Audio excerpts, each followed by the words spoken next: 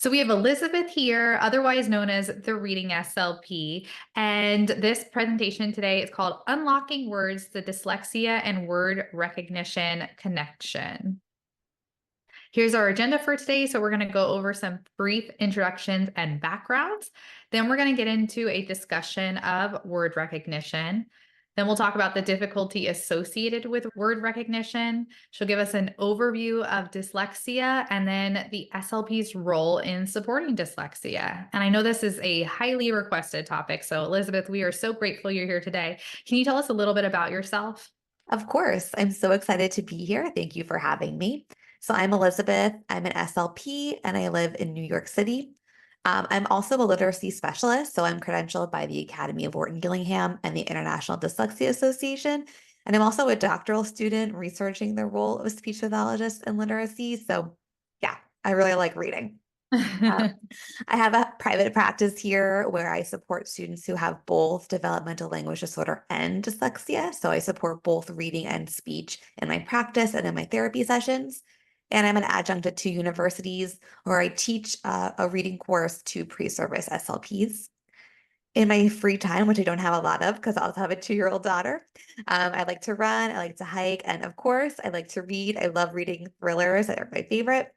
And I'm on Instagram at Elizabeth_reading SLP.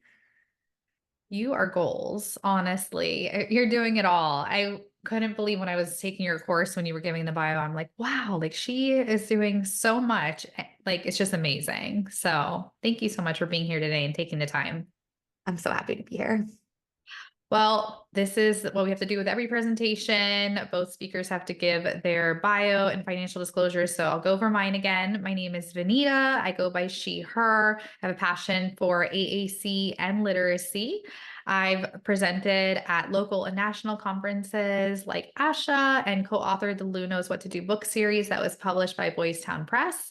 And in my free time, I enjoy taking tennis lessons, trying new restaurants, and reading books with my daughter, who's 3.5.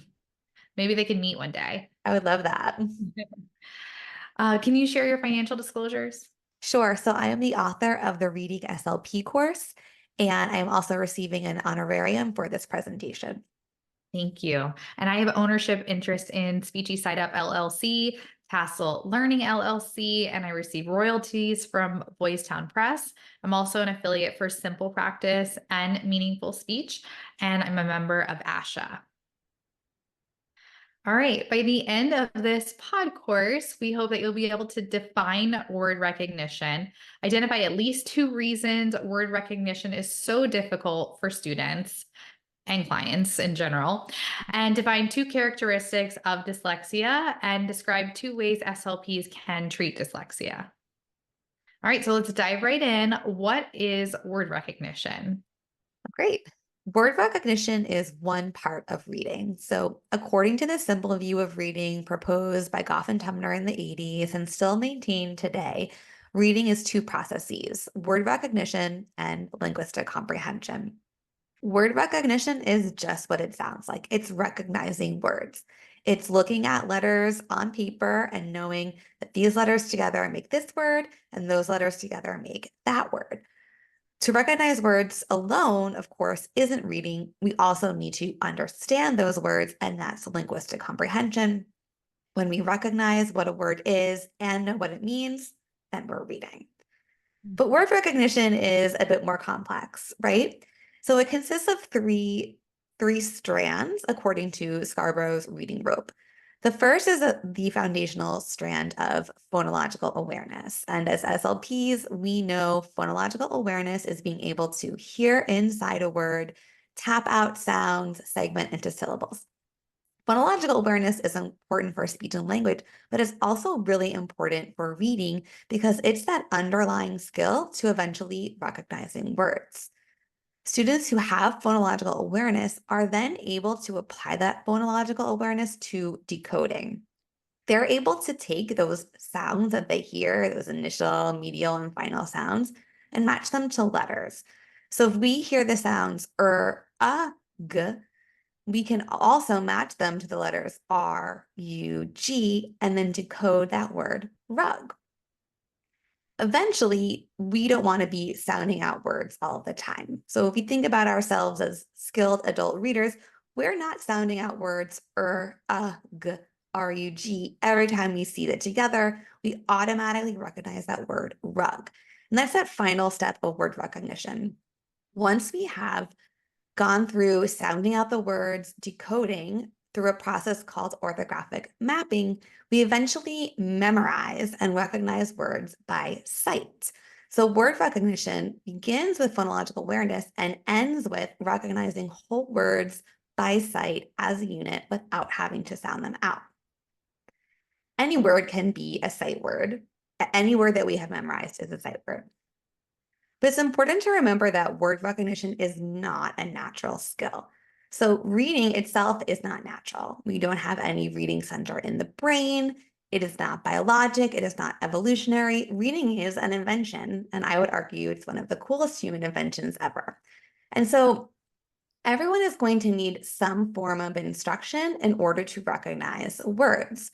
We need to give students instruction in how to match sounds and letters.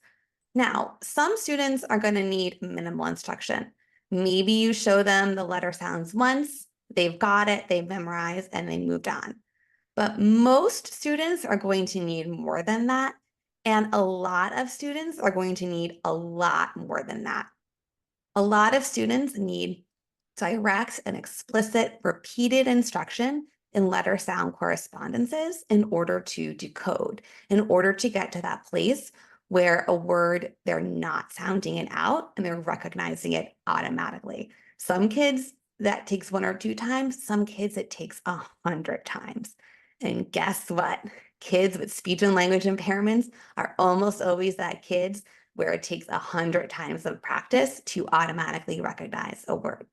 So it is not a natural skill. And for students with speech language challenges, it is something that is especially difficult. And it's really important that students recognize words in the early elementary grades and that they move from decoding into memorizing words in those early years. If you work in a school, you may have heard of the phrase, in 2nd grade or in 3rd grade, we go from learning to read to reading to learn. And what that means is we go from early elementary years focusing on word recognition to in the later elementary years and pretty much for the rest of academic career, it's all about comprehension. So in upper elementary school, you might read a passage from a history textbook, and that's how you learn about a historical event. So you need to have that word recognition to access any of the content in upper elementary, middle, high school, college, career, anywhere. We have to have it. And really, it's usually by the end of 2nd and 3rd grade that direct instruction that our students need drops off. And so it's really, really important in early elementary grades that our students make those connections so they can focus more on comprehension. And if not, and we're working with older students, we really want to make sure that we're giving them that support because being held back in word recognition, if we can't recognize what the word is, we're not going to be able to understand what the text is saying. Yeah, no, it makes sense. And I can see why it's so important. So if you're getting a child, let's say later on, maybe they're like in 3rd grade or later, you're still going back to phonological awareness if they haven't acquired that skill yet. Totally. And most of the time, they haven't acquired that skill yet. And you may even find high schoolers who don't have all of those foundational skills, and that's what's holding them back. What do you think is happening? Do you think it's because they have like speech and language like disorders that maybe aren't being identified and because it's in like a group instruction that they're kind of getting overlooked? Like, why are we seeing high schoolers who are still having trouble with phonological awareness? Part of it is definitely that speech and language element that is not getting identified.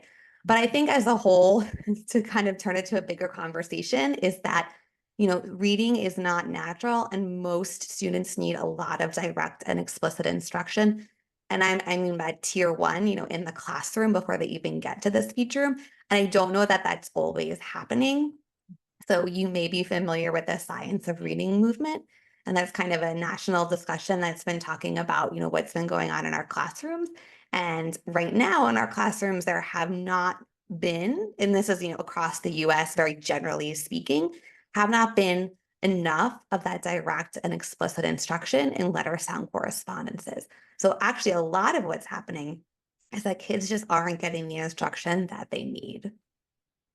Well, this might be more of an opinion question, but do you feel like every child, if they were taught correctly and given enough instruction that they would learn to read? Or do you feel like how we have some children who are like non-speaking and they need assistive technology? So like I was an assistive technology specialist at the middle school level, and I was giving reading pens, not because I wasn't their direct speech language pathologist. So the speech language pathologist was calling me in to provide the reading pen because at middle school they need to like start getting that information in order to answer the text and complete the task. But like we weren't looking at phonological awareness at all. So do you feel like if they like every child could read if they had that? You do. Yeah, that's actually not an opinion question. It's a fact question. Okay. So, Louisa Moats, she's a very prominent reading researcher, and she's the author of Speech to Print, which is a really great book on just how to teach reading. And she reports that up to 95% of students are capable of learning how to read if they are taught correctly. And also if they are taught, meeting their learning style. But she estimates that 95% of students are completely capable of learning how to read. And yet nationally, we're really only at a place where about 30 to 40% of our eighth graders are reading at proficient levels. So this really speaks to a much bigger instructional issue where we think we kind of sense from the research, it tells us that the brains are capable of learning to read. So why isn't that happening? And there's also many factors like underdiagnosis of speech and language and dyslexia and home environment and things like that. But the capabilities are there. So we want to get more and more kids reading because we know that they can, and we know how important reading is to life success. Wow, those statistics are really significant. Do you Mhm. know what it looks like across like the world, like in comparison?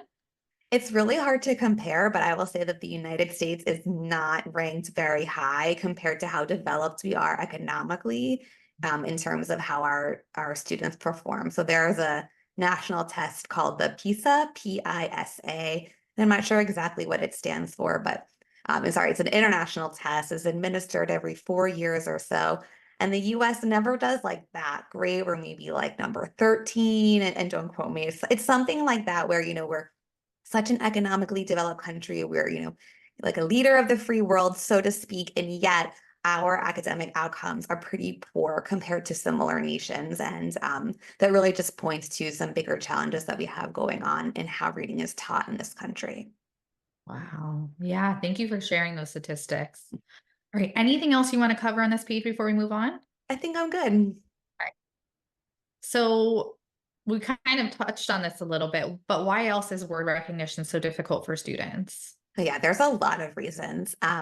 One reason is that word recognition is really built upon phonological awareness. So thinking specifically about our speech and language students who struggle with phonological awareness, they're coming into learning how to read at a disadvantage because oftentimes the school system will assume everyone's got intact PA and we can jump right into decoding, but our students don't have that. And so because that's a prerequisite, because language skills are a prerequisite, speech and language students are starting out at a disadvantage for word recognition.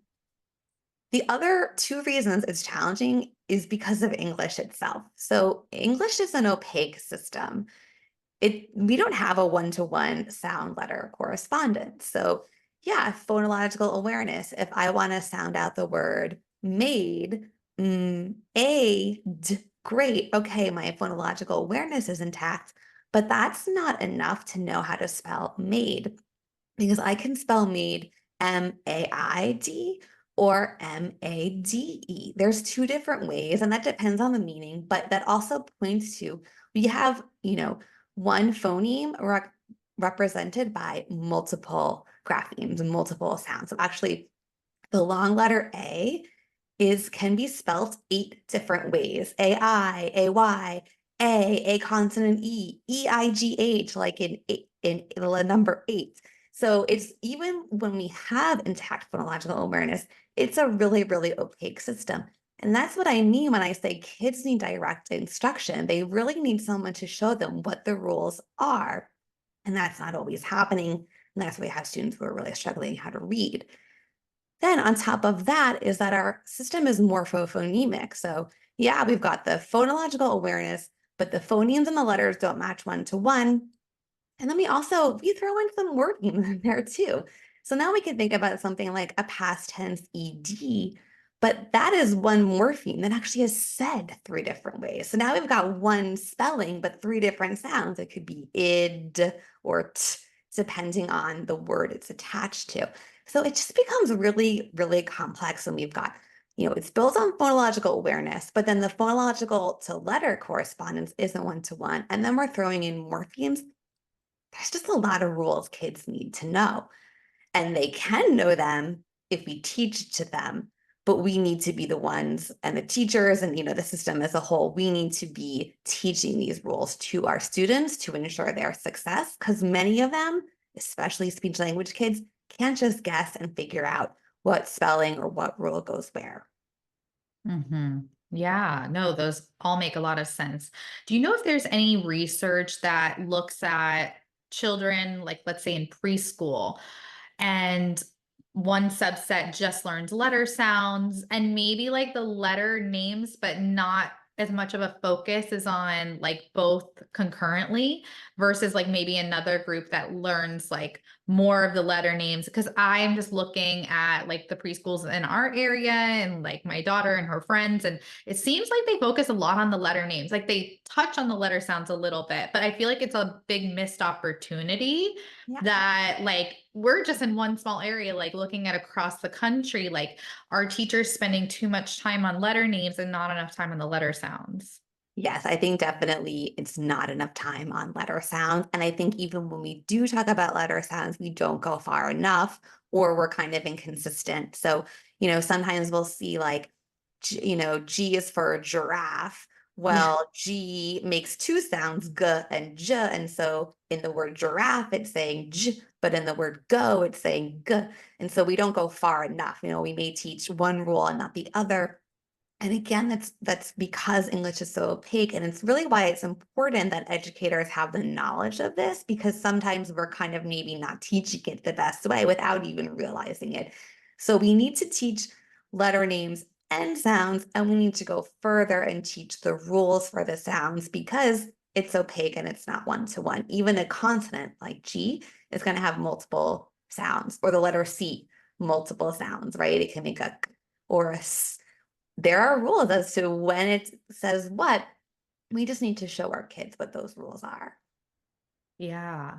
Yeah, I do think it's a big missed opportunity that's happening in like, and I don't know how regulated preschools are. I know once you get to kindergarten, things are a little more streamlined. There's like curriculums, but I feel like it's probably more of a free for all with preschool. And not every child even goes to preschool. Not every child goes to preschool. Yeah, not every child. And different states have different standards. So where I am in New York, there are pre-K state standards, but even those standards are still a little bit loosey-goosey. So the standard is student will have, letter sound correspondences.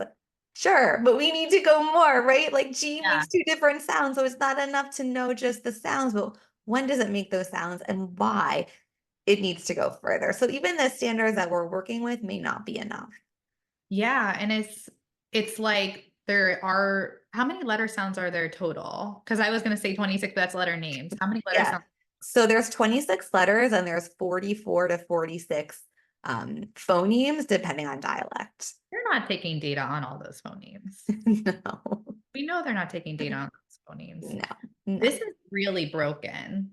It's really broken. And so if you've been seeing in your area or on the news or listening to podcasts about the science of reading movement, this is what the science of reading movement is calling for. It's calling for fixing the broken system.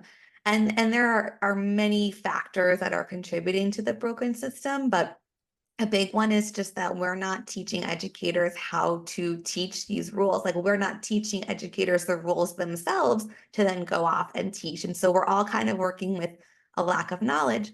Whereas the science of reading movement is saying, hey, let's include coursework for pre-service teachers in what these rules are so that we can better support our students. And I would say that SLPs also really should have this knowledge. And in the courses that I teach at my universities and in the course that I have created, I teach those rules because they're really important for students to know with decoding and spelling.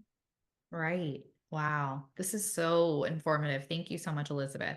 All right, you ready to move on? Sure.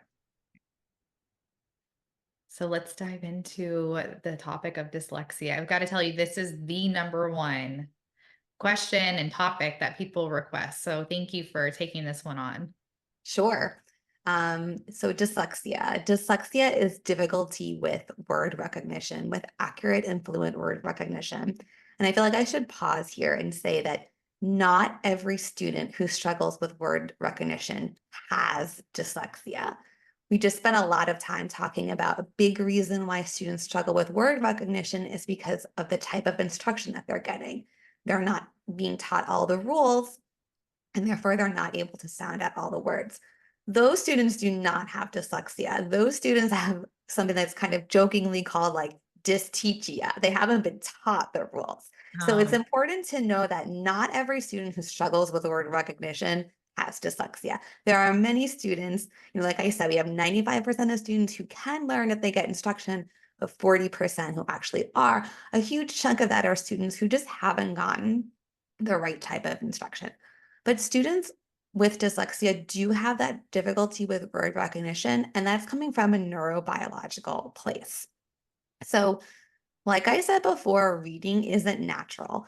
And there's no one reading center of the brain the way that we have language centers in the brain or visual centers in the brain.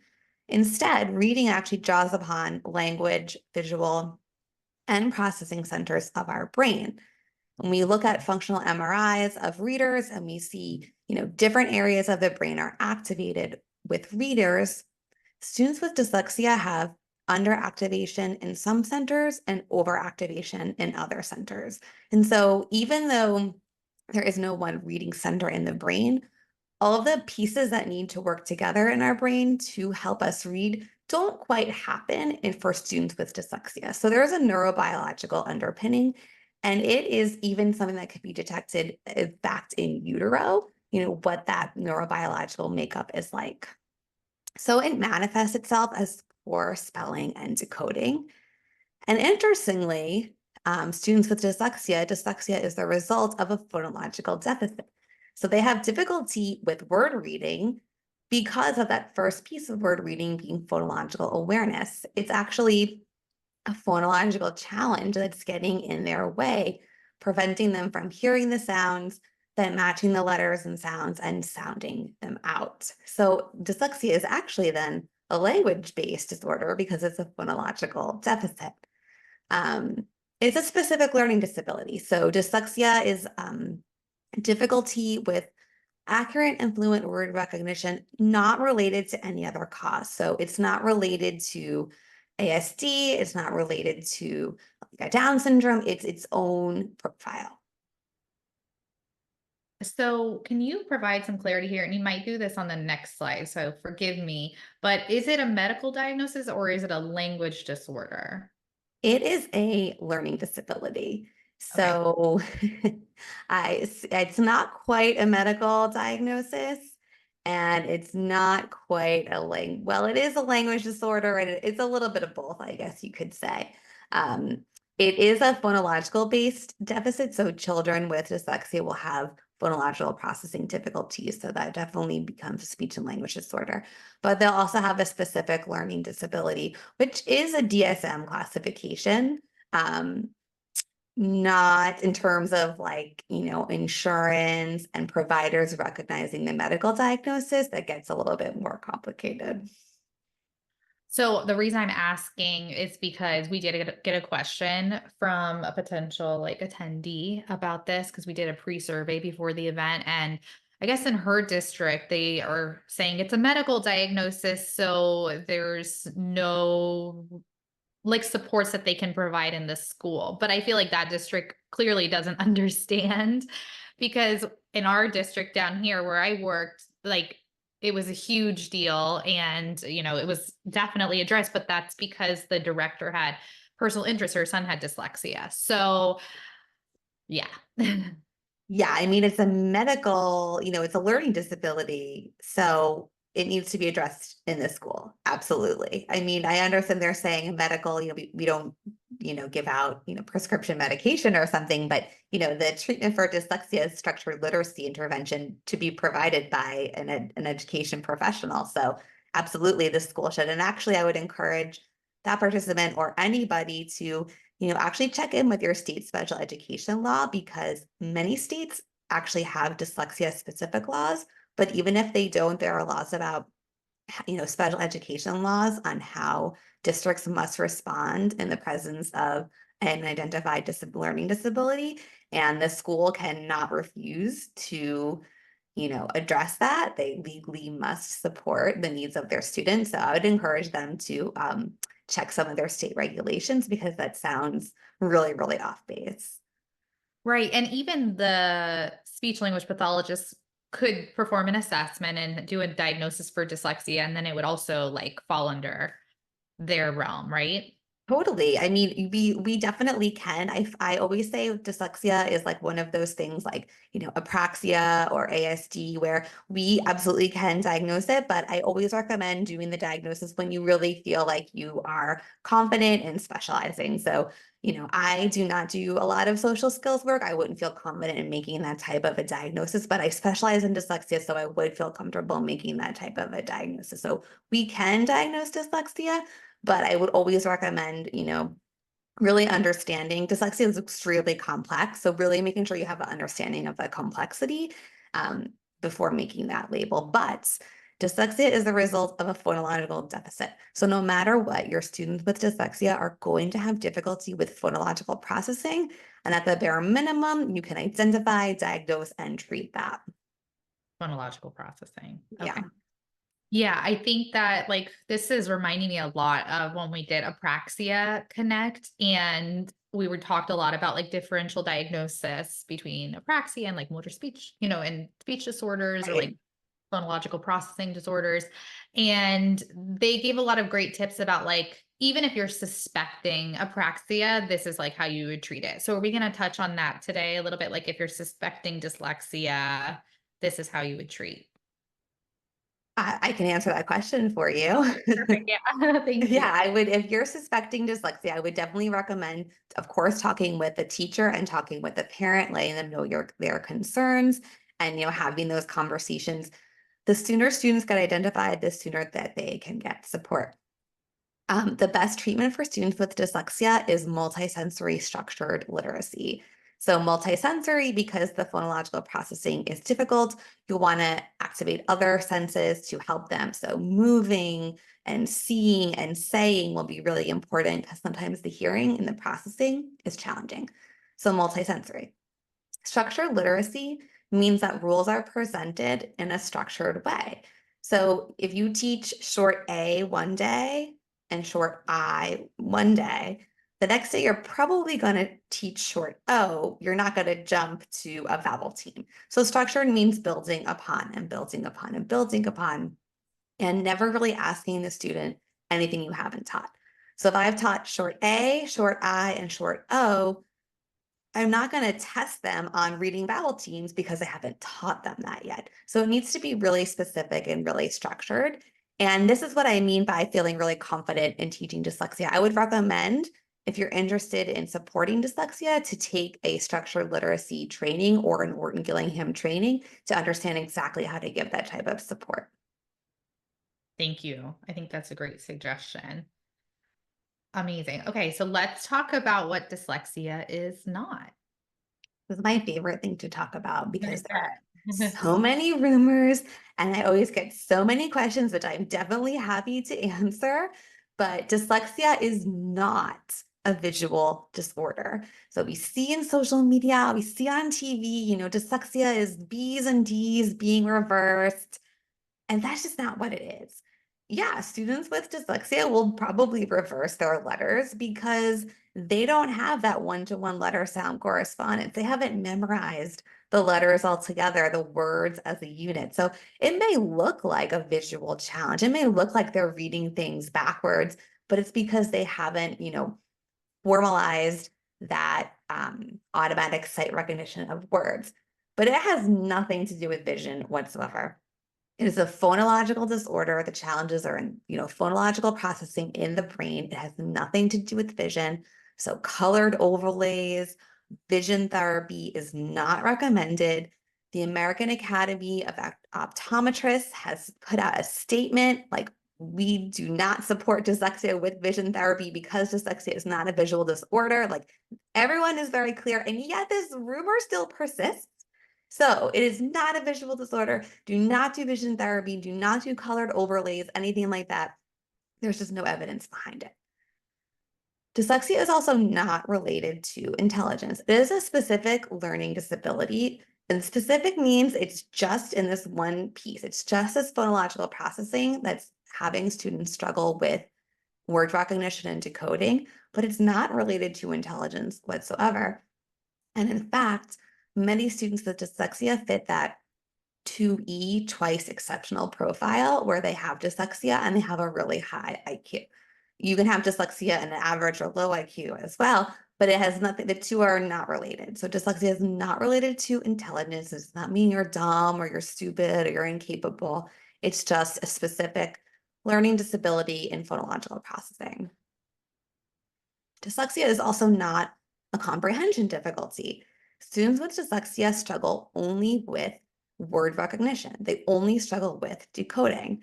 And so a great way to see, students with dyslexia, if you take away the decoding and you read the passage to them, measure how their comprehension is. Are they able to understand?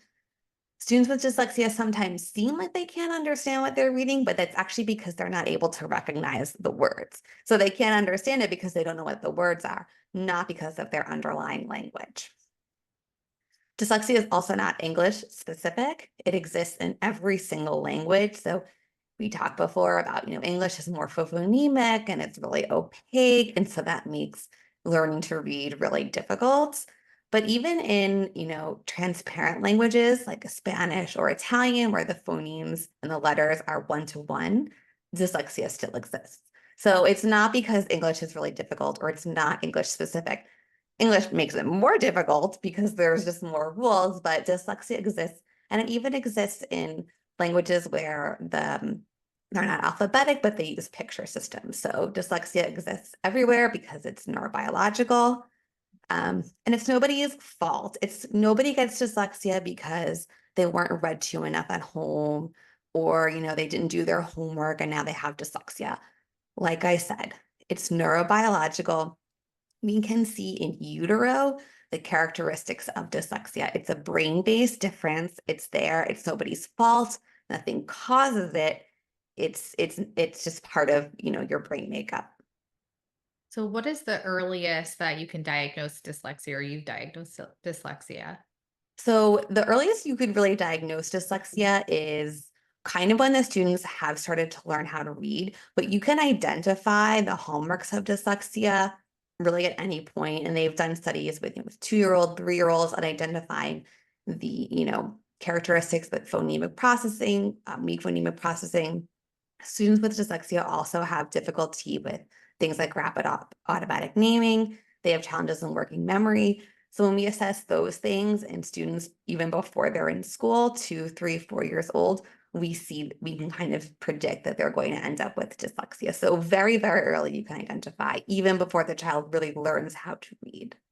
Okay. What kind of assessments are you using? Are we going to talk about that? I don't think so, right?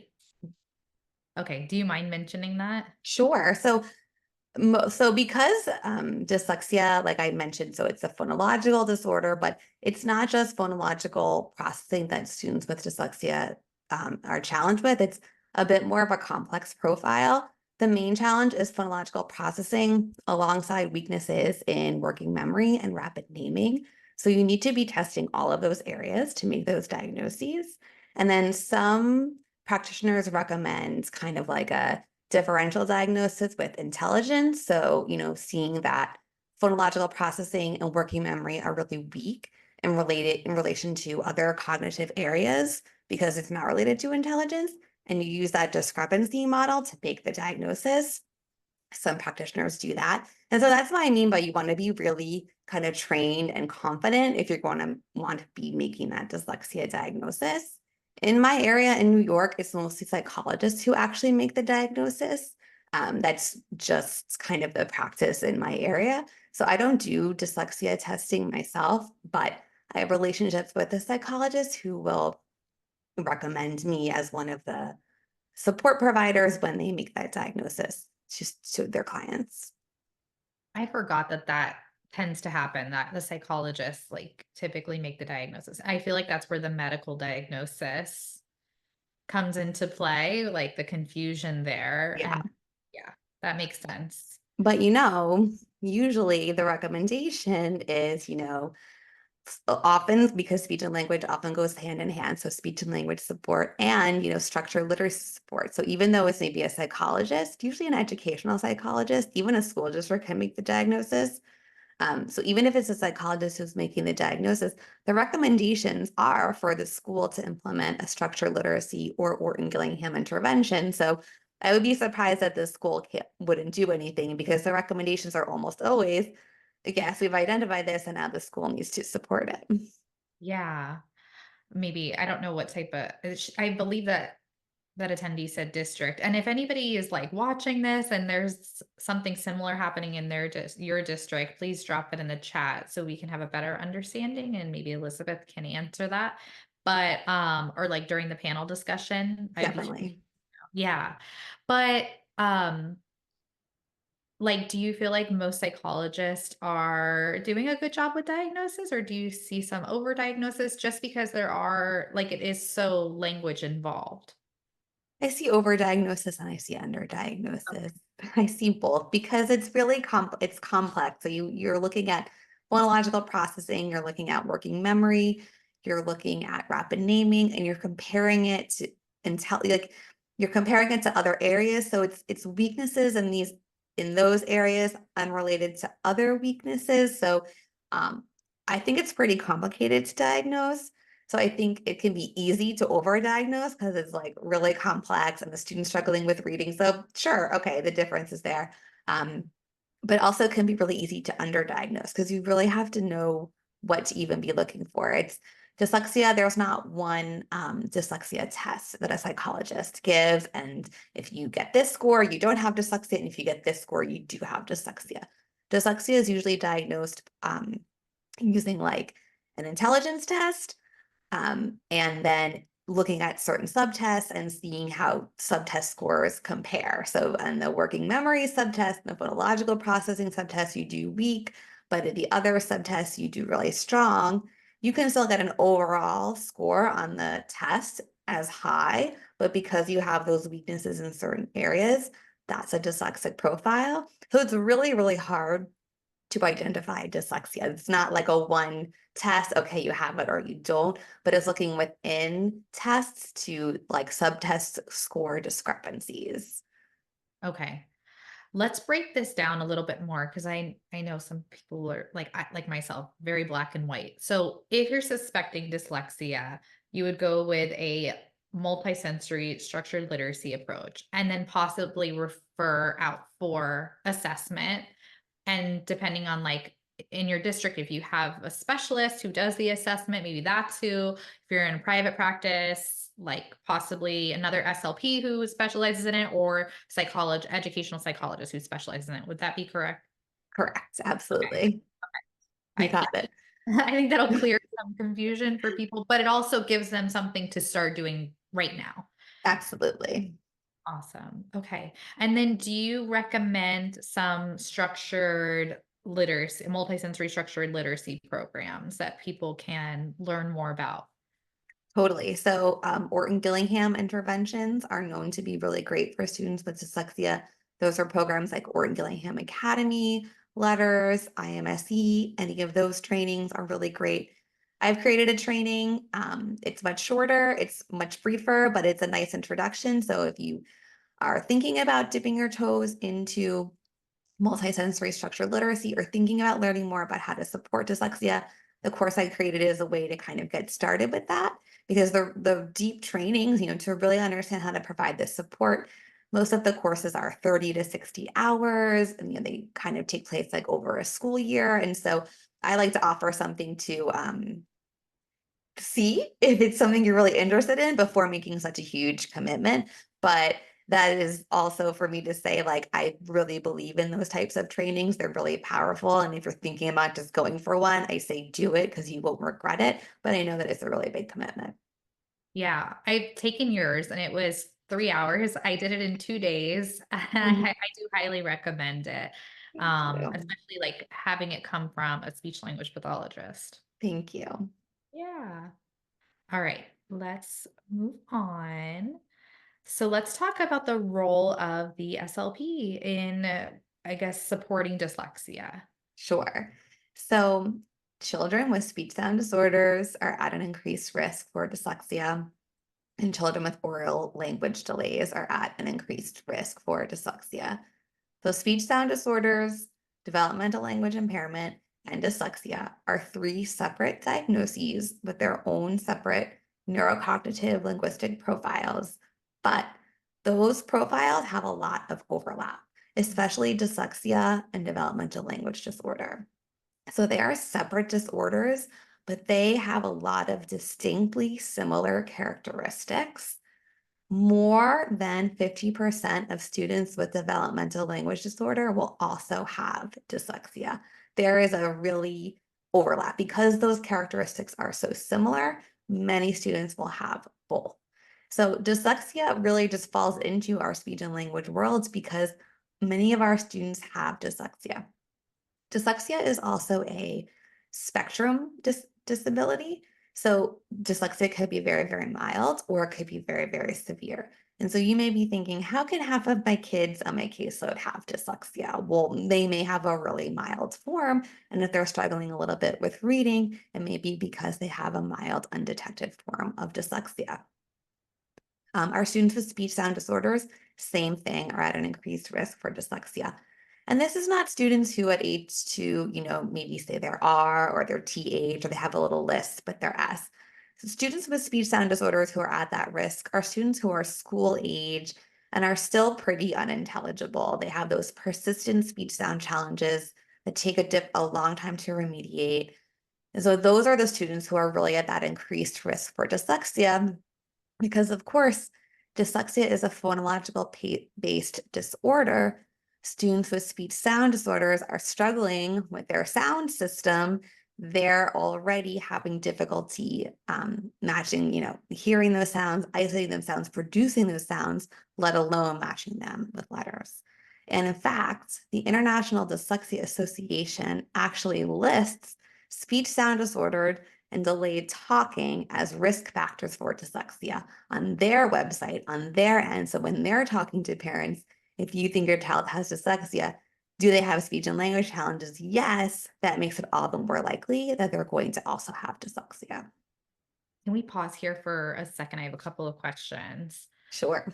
So you said that dyslexia and developmental language disorder have about like a 50% overlap. Does it make a difference if it's a receptive or expressive or mixed language disorder? Like, are the percent, do they change? That's a really good question. I'm thinking about one study in particular, Katz and Kami. It was a paper in the early 2000s that came up with that statistic. I'd have to go back and check Okay. if they went that deep. And actually, at the time, they were calling it SLI. We used to call DLD SLI. So the paper actually calls it dyslexia and SLI.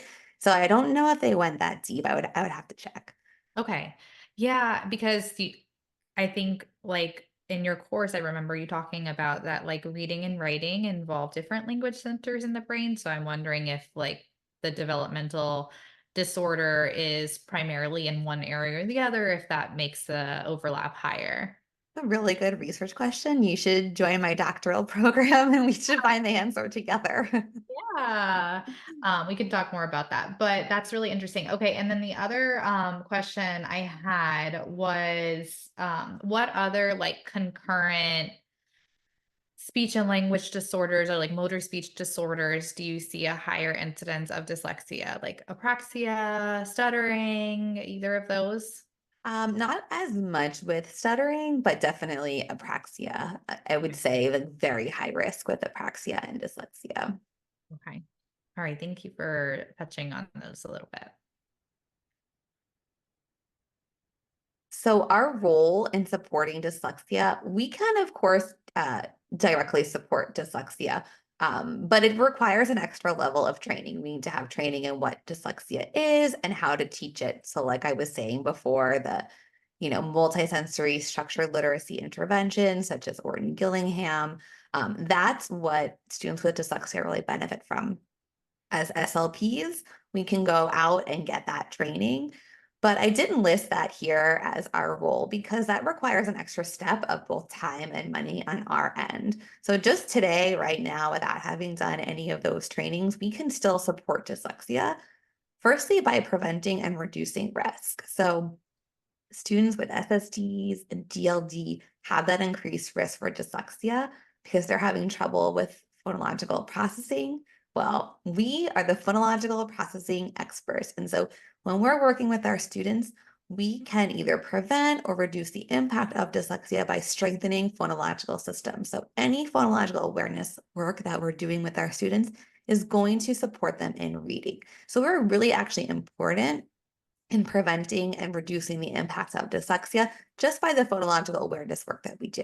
So if we never get any type of Orton Gillingham training and we never bring letters into our sessions, that's okay. We're still able to do a lot of that support just through the phonological processing.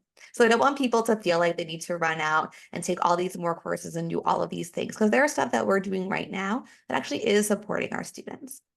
And the other piece is identification. So we know the students on our caseload are at that increased risk.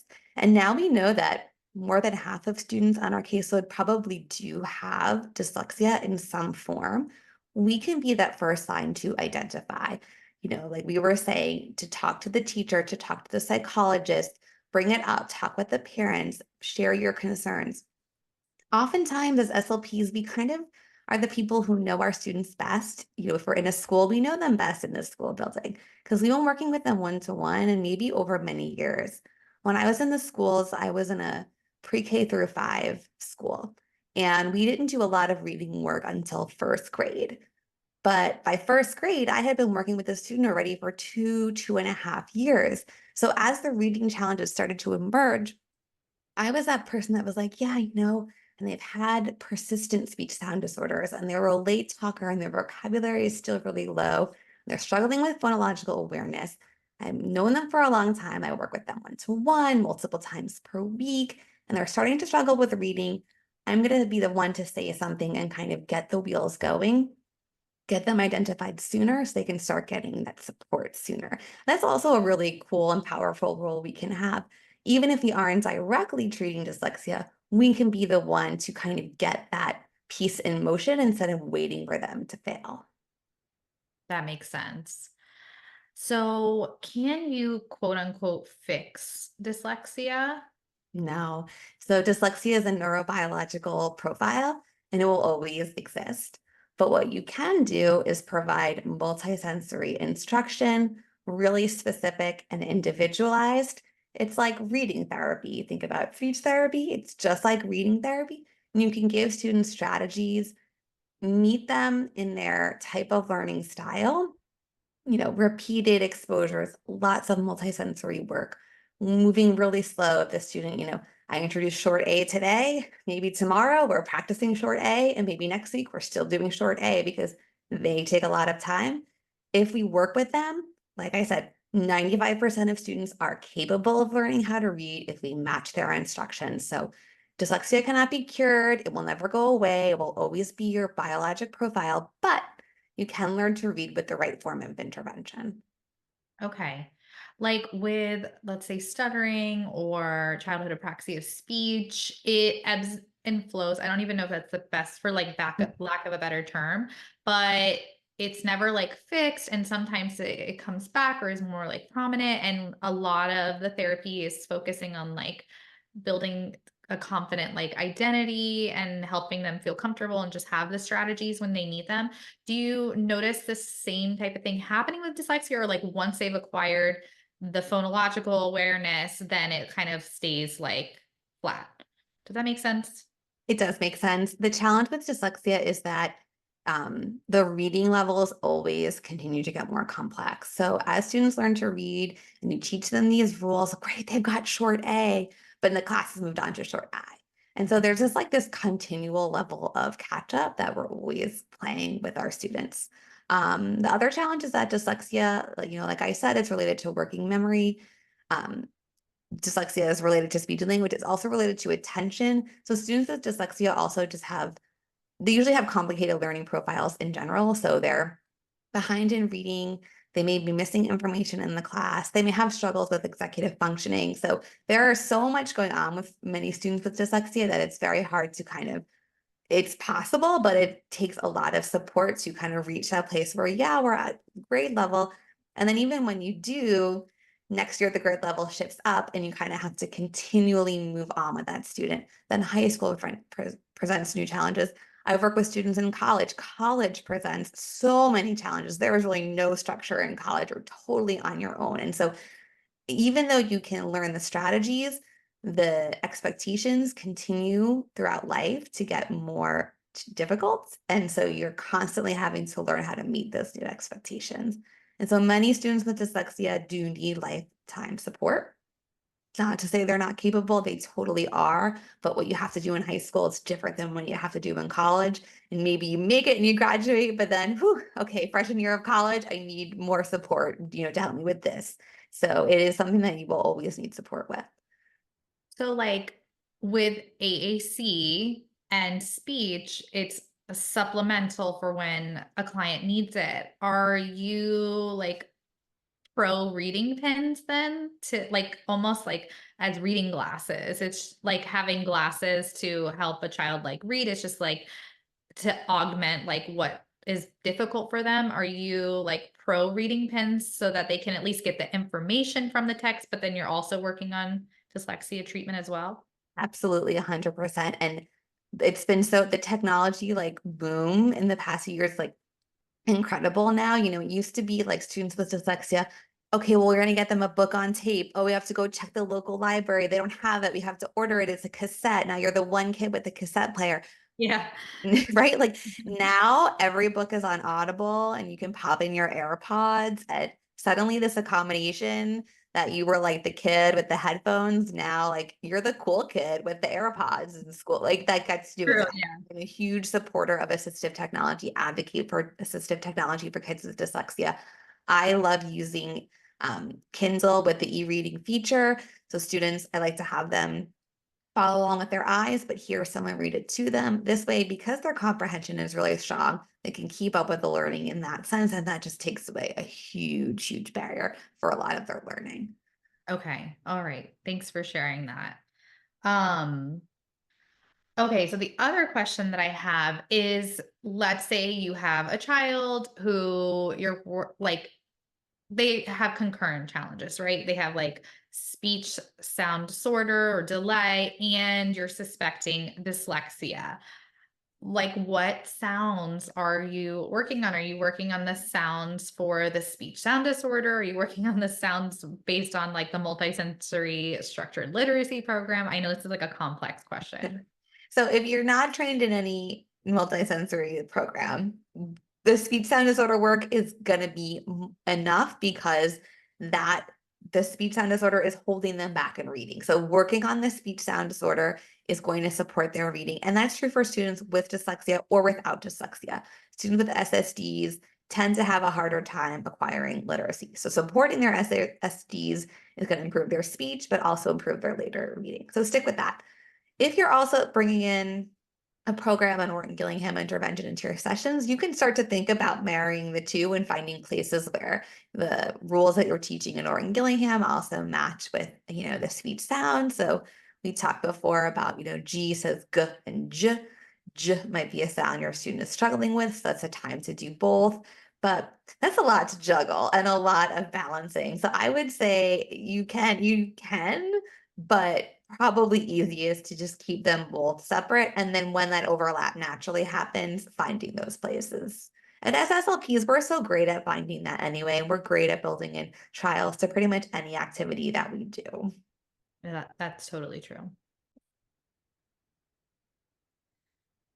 All right, so we are wrapping it up today. And here are some of your references. I don't know if you want to expand on any of these and talk about these resources that you have listed here. Sure. So the references I provided, Goff and Tumner and Scarborough, those are two articles that are really kind of seminal articles in the reading science world. Goff and Tumner is the simple view of reading, and Scarborough is the reading rope. So if you want to learn more about just what reading is or what word reading is, those are two really great journal articles to read.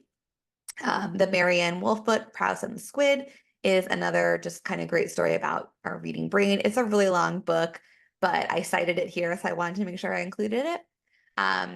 And then the two resources that I would really recommend to speech pathologists, the first one is the Speech Language Pathologist Guide to Dyslexia. I have no financial relationship with this. I just think it's a really great book. I use it in the graduate course that I teach. It is a speech pathologist guide to dyslexia. The foreword is written by Dr. Tiffany Hogan. She's a speech language pathologist who is really an expert at reading and dyslexia. But then every chapter is written by practicing SLPs. So my one friend Brittany wrote one of the chapters, and she's a phenomenal school-based SLP. And so it's written by SLPs who are working with students with dyslexia. It's really practitioner friendly. It's not academic. It's very straightforward. It's really lightweight. I think it's under $20, paperback on Amazon. Like I said, I have no financial relationship. I just highly recommend checking this out if you want to know more. And then also go to the International Dyslexia Association's website. If you go to dyslexia.org/fact-sheets, there is a huge list of dyslexia fact sheets. Dyslexia and the brain, dyslexia and language, dyslexia and ADHD, how to assess for dyslexia. And they're like 1 to 2 page sheets you can download. Again, really reader-friendly, user-friendly. I share them with parents sometimes. There's even really interesting ones like dyslexia and bilingualism, dyslexia and morphology. So there are other great resources to just learn more and kind of jumpstart your learning in dyslexia. Awesome. We have like a minute or two. Can we take a look at this fact sheet really quick? Sure. So dyslexia.org/fact. Was it hyphen? Dash. Yeah. Let's take a look. Those are my Crate and Barrel. That's beautiful light picture. Thank you. We are redoing our like dining room. So that's what's happening there. I don't know why this isn't coming up right away. Maybe I have like a little block on this. Come on. Oh, maybe I didn't have it right. If you Google, Dyslexia fact sheet. yeah. Dyslexia fact sheet. Yeah. This one? Oh, it's dyslexia.org. Is that? Oh, it's Dyslexia IDA, International Dyslexia Association. Okay. I should edit That's that. okay. Okay. Well, good thing we like did this. So now Yeah. that link. Are there any of these in particular that you really like? Dyslexia Basics is really good. There's one for assessment that's great. I mean, here ADHD, oral language impairments and dyslexia, social emotional dyslexia, structural literacy. They're all really great. International Dyslexia Association, as the name implies, they're kind of like the big deal with dyslexia. So these fact sheets are fantastic. They're really well researched, really well written, but really, really practitioner friendly. So any and all of them, read, download. Like I said, their fact sheets, their bullet points, 1 to 2 pages, really easy to digest. I like that some of them are in Spanish as well. That's great. Awesome. Okay, so let's wrap up with where everybody can find and connect with you. Sure. So you can visit my website. That's for my private practice, manhattonspeechlanguage.com. But the best way to connect with me is through Instagram, Elizabeth_reading SLP. Send me a DM, give me a follow. And you can also shoot me an email if you have more specific questions, Elizabeth@manhattonspeechlanguage.com. Awesome. And you can find us at SLP Connect PD. You can message us at info@tasseltogether.com if you have any questions and or about like earning ASHA CUs or the conference in general. And then that's our website. And if you have any questions for Elizabeth and you haven't asked them already, go ahead and drop them in the chat, drop them in the Q&A. We're going to take your questions and present them to Elizabeth during the panel discussion. But Elizabeth, thank you so much. This has been so informative, and I think it provides a lot of clarity for any speech language pathologists who are watching today. We also have some educators and caregivers. So I feel like this is going to really help them in the long run. Hope so. Thank you for having me. It's been a lot of fun. Amazing.